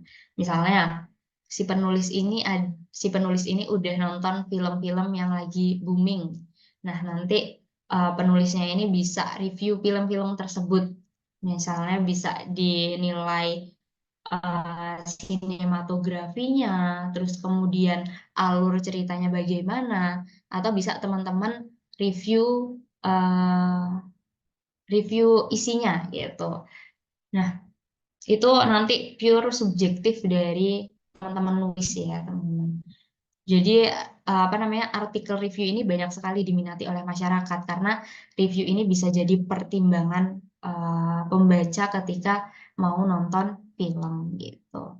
Terus next kita masuk ke gimana sih caranya mencari ide dalam menulis itu gitu. Yang pertama, kita harus tahu apa sih yang lagi tren gitu. Apa sih yang menjadi ketertarikan banyak orang di luar sana tuh gitu. Terus setelah kita cari yang tren, kita masuk ke yang dua. Kita harus memiliki rasa ingin tahu sehingga nantinya kita bisa memperdalam si konteks yang ingin kita tulis itu. Sebagai contoh tadi, kita mau nulis review film. Ya, teman-teman harus cari film-film yang lagi booming. Kalau sekarang tuh yang akhir-akhir ini booming misalnya kayak Siksa Kubur gitu ya teman-teman. Sebelum nulis teman-teman harus tahu nih, oh ternyata film ini menceritakan sosok perempuan yang bernama Sita yang memang baru aja kehilangan kedua orang tuanya karena jadi korban bunuh diri dan lain sebagainya gitu. Terus nanti kemudian teman-teman bisa perdalam lagi konteksnya. Misalnya kenapa sih Sita itu pengen apa namanya cari orang yang berdosa untuk ikut terus habis itu ngelihat siksa kuburnya itu bisa teman-teman jelaskan di situ bisa teman-teman perdalam artikelnya di situ gitu.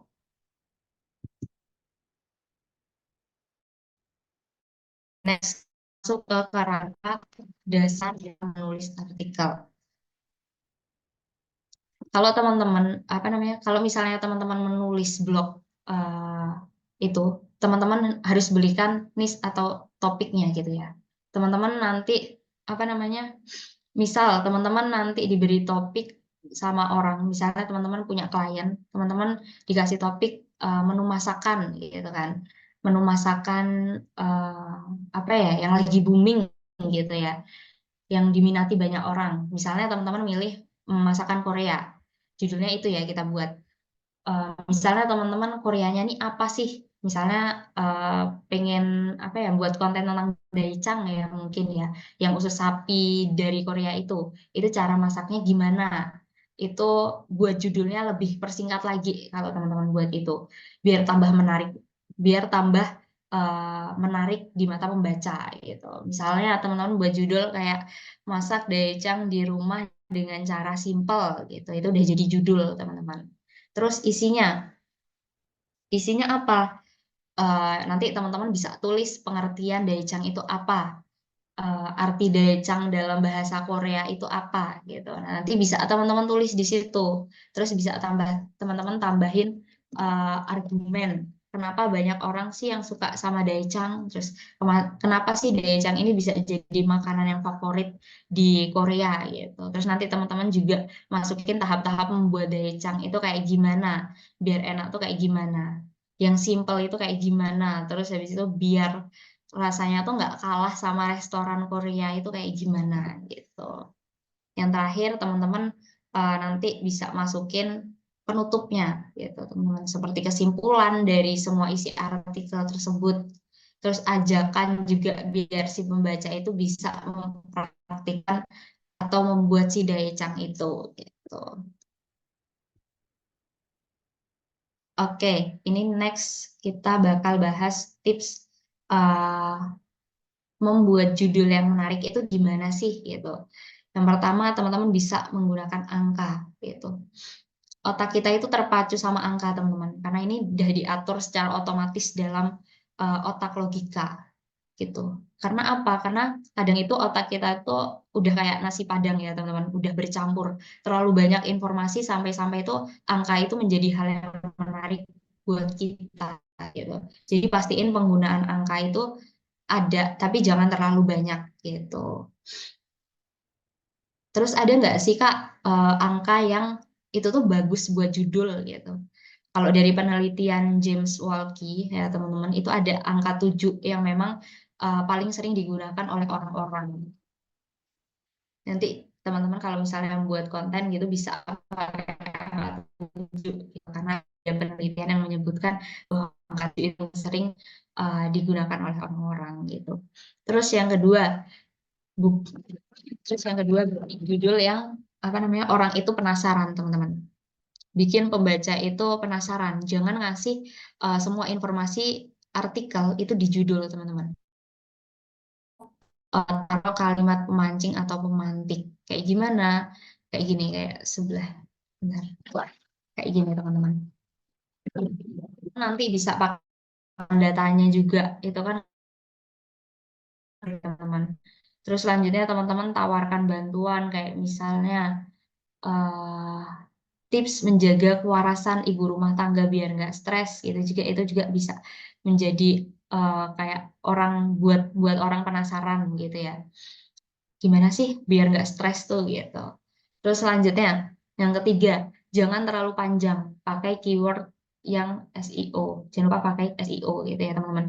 Jadi ini bisa menambah orang apa namanya, tertarik sama judulnya teman-teman gitu. Kemarin juga udah aku jelasin, bisa teman-teman buka lagi untuk membuat judul yang SEO friendly gitu. Terus yang keempat, pakai kalimat yang dihindarin orang.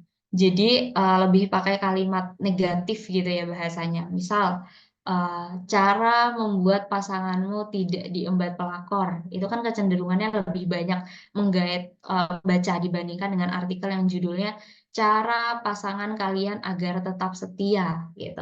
Orang Indo kan, orang Indonesia kan emang lebih suka judul-judul yang kayak gitu ya, judul-judul yang bersifat kontroversi gitu.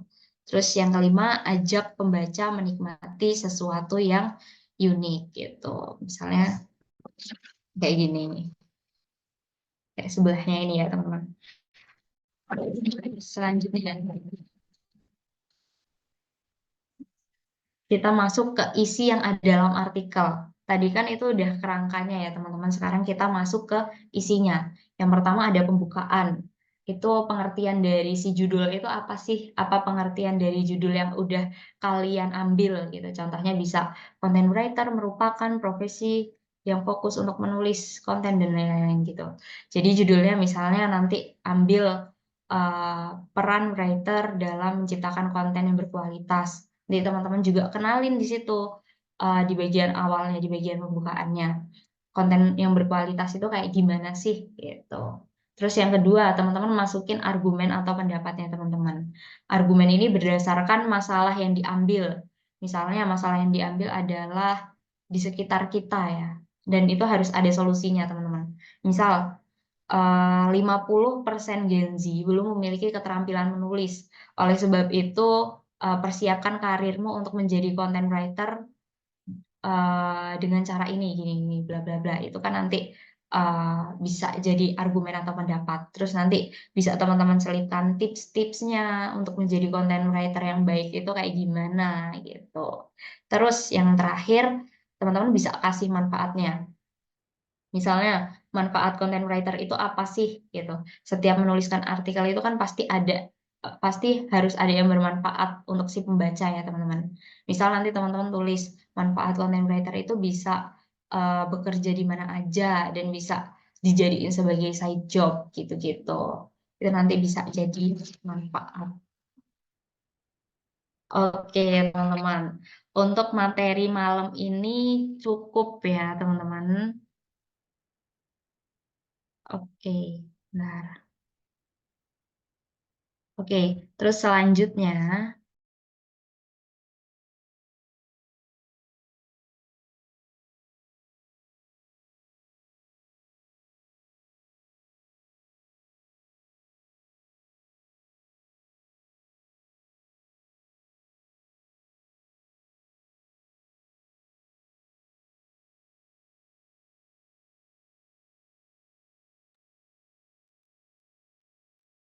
belum muncul ya? Oke, oke. Untuk selanjutnya kan harusnya malam ini adalah kelas praktik ya, teman-teman. Harusnya malam ini adalah kelas praktik. Cuma kalau kita mempraktikkan menulis artikel dari awal itu kan lama banget ya, teman-teman. Bakal apa ya? Bakal makan waktu banget ya, teman-teman. Jadi aku kemarin udah nulis sedikit artikel yang bisa dijadikan contoh, teman-teman, untuk membuat penugasan di malam hari ini ya, teman-teman. Artikel yang memang itu SEO friendly gitu. Nanti teman-teman untuk penugasannya di malam ini teman-teman bisa membuat artikel ya, membuat artikel yang SEO friendly. Untuk strukturnya ini aku contohkan. Ini aku ngambil apa namanya? Aku ngambil keyword tempat wisata, teman-teman. Tempat wisata.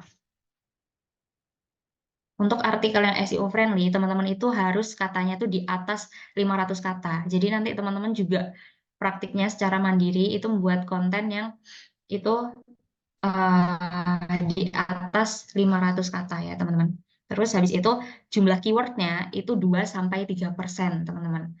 Jadi kalau ini kan aku ngambil tempat wisata ya, teman-teman, sebagai keyword. Nanti mungkin juga bisa teman-teman juga cek pakai CTRLF, Ctrl V, terus habis itu tulis keywordnya teman-teman, tempat wisata, itu udah ada berapa sih? Ternyata aku udah nulis ada 16 keyword dari 1000 kata yang aku buat, ada 16 keyword.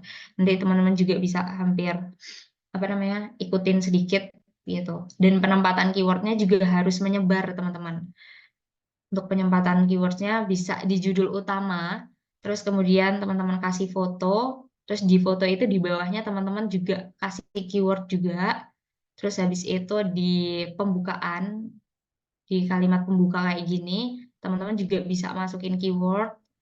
Terus habis itu di judul, di judul kedua, itu juga bisa teman-teman masukin keyword. Terus setiap isi dari subjudulnya teman-teman, itu juga dimasukin keyword.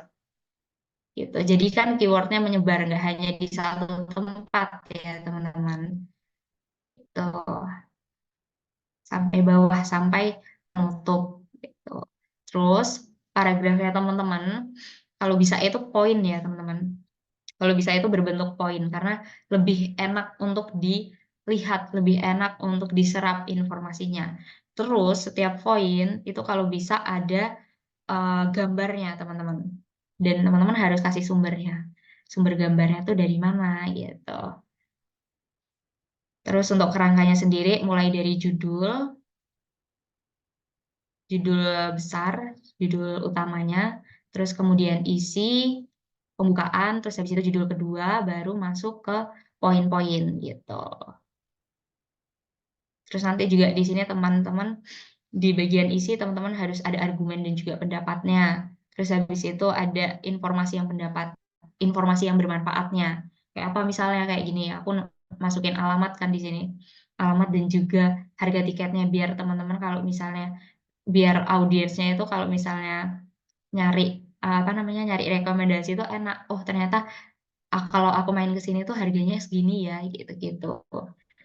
Itu bisa teman-teman eh, masukin gitu.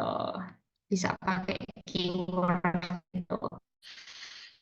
Di struktur artikel teman-teman ada yang mau ditanyain nggak?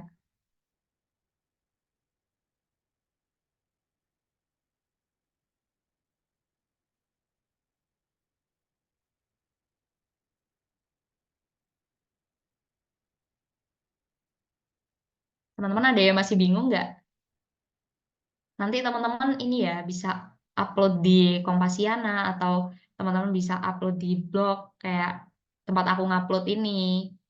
Atau teman-teman yang udah ada blog sendiri kayak di Medium dan lain sebagainya itu bisa banget ini.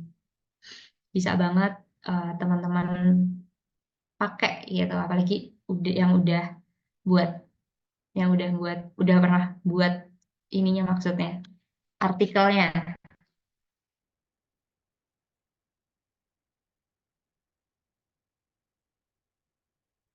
Teman-teman udah paham sama penugasannya?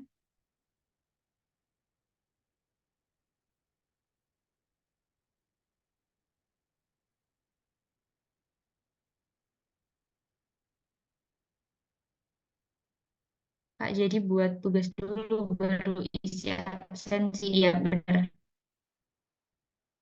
Kayak di kelas copywriting yang kedua kemarin teman-teman. Teman-teman buat itu dulu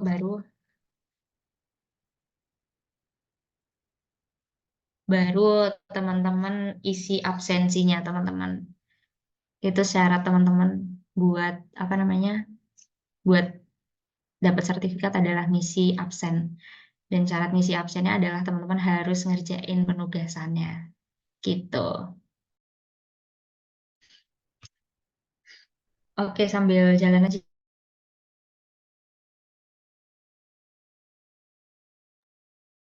Oke, sambil jalan, sambil aku lihat pertanyaannya ya, teman-teman.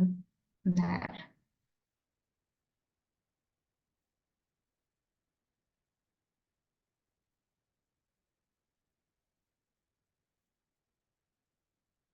Oke, dari Kak Triana Amalia. Kak, kalau Kompasiana itu termasuk blog pribadi bukan ya? Iya, Kompasiana itu bisa termasuk blog pribadi, teman-teman. Itu kan gratis ya. Dan teman-teman bisa kayak konten apa aja tuh bisa dimasukin di blog Kompasiana, teman-teman. Jadi Kompasiana itu adalah termasuk blog yang pribadi. Oke, benar teman-teman. Aku minum.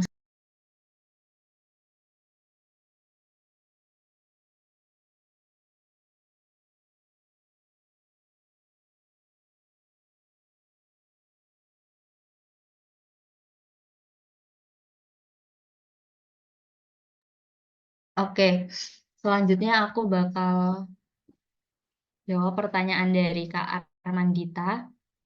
Kak, kalau ada klien yang minta struktur atau format penulisan artikel yang beda sama yang Kak Santi jelasin tadi, berarti tetap ikutin yang diminta klien aja ya.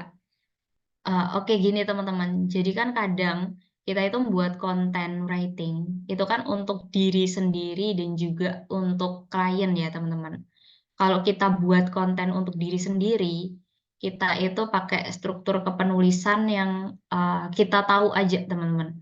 Yang kita sering lihat di blog lain atau yang teman-teman belajarin sekarang gitu. Terus habis itu, tapi kalau teman-teman buat konten untuk klien, itu pakai aja struktur yang memang diminta sama si klien tersebut. Mau itu mau itu struktur A, ya teman-teman ikutin struktur tersebut. Jadi ikutin maunya kliennya teman-teman gitu intinya. Balik lagi ke kita nulis konten itu untuk siapa. Kalau untuk diri sendiri kita bisa pakai struktur yang kita pahami aja teman-teman. Tapi kalau buat content writing untuk klien, kita harus ikutin maunya mereka itu pakai struktur yang kayak gimana. Gitu ya, Mbak Armandita. Kadang klien itu punya banyak struktur yang beda-beda, teman-teman. Kita tinggal ikutin briefnya dari mereka aja kayak gimana. Terus selanjutnya ada pertanyaan dari Mbak Cynthia, Kak Cynthia. Kak, ada tips nggak cari kata-kata yang eye-catching untuk konten artikel? Kalau di artikel sendiri ada nggak sih kalimat yang seharusnya nggak boleh kita tulis gitu? Oke, ini ada dua ya pertanyaannya teman-teman. Cari kata-kata yang eye-catching itu gimana dan juga ada nggak seharusnya kalimat yang nggak boleh kita tulis? Kalau cari kata-kata yang eye-catching teman-teman, pertama teman-teman itu eh, harus tahu yang lagi tren tuh apa, yang lagi booming tuh apa. Ada nggak keterkaitannya dengan tema yang akan teman-teman tulis gitu. Terus yang kedua, teman-teman tuh harus perbanyak baca teman-teman. Kalau teman-teman udah tahu nih mau nulis apa, terus teman-teman cari tahu informasinya yang akan teman-teman tulis itu sebanyak-banyaknya. Nanti teman-teman itu udah dapat informasi itu kan. Nah, teman-teman pasti kepikiran kan, oh ini lagi banyak diperbincangkan publik nih gitu. Jadi teman-teman harus perbanyak baca dan riset juga. Harus pakai kata-kata yang nggak harus pakai kata-kata yang memang berat gitu, gitu teman-teman. Karena pembaca juga nanti akan berat nyerapnya gitu. Cukup pakai kata-kata yang singkat tapi menarik. Kata-kata yang memang gampang diserap dan juga diterima oleh pembaca gitu. Cari informasi dari banyak sumber intinya gitu. Terus selanjutnya, ada nggak sih kalimat yang seharusnya nggak ditulis di artikel ya? Gitu. Tergantung teman-teman. Teman-teman nulis untuk siapanya. Kalau teman-teman nulis untuk diri sendiri, itu bebas ya teman-teman. Teman-teman pasti punya gaya penulisannya sendiri gitu pastinya. Tulisannya teman-teman misalnya emang mau banyak kalimat candaan gitu, itu ya nggak apa-apa. Tapi kalau teman-teman nulis untuk klien yang ada aturannya, biasanya harus gini lah, harus gitulah, dan ikutin ikutin aja maunya si kliennya itu. Misal pakai kalimat yang serius, jangan banyak candaan dan lain-lain gitu ya ikutin aja. Kalau dilihat dari umumnya si tulisan content writing itu bebas, maksudnya si tulisan content writing itu ada aturan yang enggak itu ya kita sebagai content writer itu kayak dituntut untuk sekreatif mungkin, sekreatif nulis gitu. Tapi ya kalau bisa ketika nulis ya jangan sampai ada kata-kata yang kasar gitu. Gitu Kak Cynthia. Oke, pertanyaan yang terakhir ya teman-teman. Kayaknya ini. Kak, kalau ada pihak-pihak yang nawarin rate card rendah itu gimana? Mendingan diambil atau enggak? Maksudnya nanti kita udah nulis banyak kata tapi dibayar di bawah rata-rata gitu. Sebenarnya ini pertanyaan tentang kegelisahan ya teman-teman. Kegelisahan para content writer. Kalau untuk masalah red card sendiri ya teman-teman, pasti teman-teman content writer pemula itu kan akan mendapat red card yang memang itu rendah ya, karena portofolionya belum sebanyak content writer yang memang dia profesional. Kalau saran aku, kalau ada pihak-pihak yang nawarin red card rendah, itu tetap diambil aja teman-teman. Apalagi buat kita yang pemula. Sebenarnya pihak-pihak yang nawarin red card rendah itu aku mikirnya ini kayak cara kita untuk memulai dan cara kita untuk membangun portofolio kita, teman-teman. Nanti juga dari situ kan kita bisa membangun dan juga mengakses pihak-pihak yang memang itu punya red card lebih tinggi gitu. Kalau di skip juga agak sayang. Kalau kita skip pihak-pihak yang nawarin red card rendah itu juga kita nggak punya portofolio yang banyak ya teman-teman. Yang akhirnya kita nggak punya banyak pengalaman. Yang mana ujung-ujungnya nanti akan memperlama karir kita teman-teman sebagai seorang content writer. Jadi yang aku paham itu ya teman-teman, yang red card itu gini, bisa jadi batu loncatan untuk kita para content writer pemula gitu. Intinya biar kita belajar lah itu teman-teman. Terus deadline-nya, deadline-nya Kak, eh, deadline-nya sampai hari Selasa minggu depan ya teman-teman. Bentar.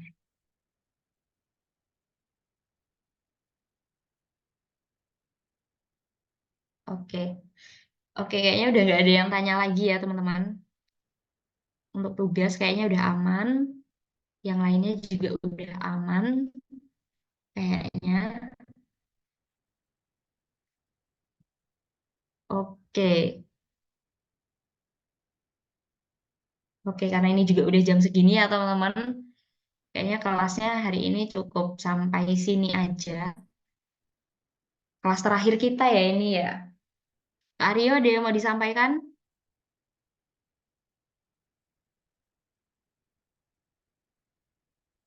Atau cukup?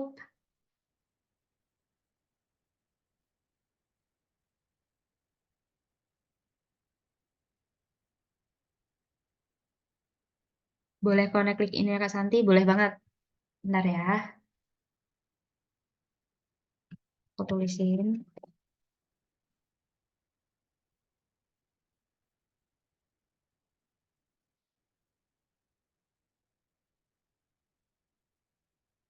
Itu ya teman-teman. Boleh banget connect situ. Oke, clear ya. Nanti kalau misalnya teman-teman ada ataupun yang lainnya bisa tanya ke grup ya. Makasih Kak. Oke, sama-sama. Oke, ini kayaknya Kak Aryo juga udah cukup. Aku mau mengucapkan terima kasih ya teman-teman. Terima kasih udah hadir, terima kasih udah excited sampai pertemuan terakhir ya ini ya, pertemuan keempat.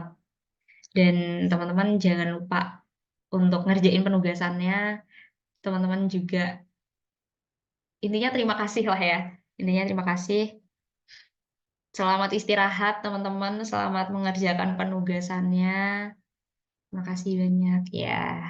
Oke, aku tutup aja ya teman-teman, karena ini udah semakin malam, biar teman-teman istirahat. Aku tutup aja. Wassalamualaikum warahmatullahi wabarakatuh. Selamat malam teman-teman, selamat istirahat.